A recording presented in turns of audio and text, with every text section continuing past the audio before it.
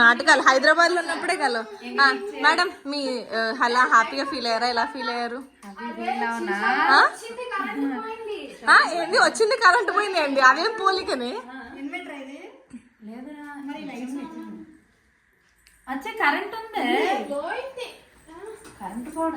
నేను వచ్చిన waste fellow నీకు వెయ్యడం రాక నీకు అక్క వచ్చింది కరెంటు పోయిందంటే పోయింది చెత్త మొహం దానా. చెప్పండి. బ్లాక్ కనిపిస్తుంది. సర్ప్రైజ్ కి మంచి చీర కట్టుకుంటారా? నేను ఇంకా టు బి ఫ్రాంక్ చెప్తున్నా, నేను ఏమనుకున్నా నైట్ వేసుకోకపోయింటే చాలు అనుకున్నా.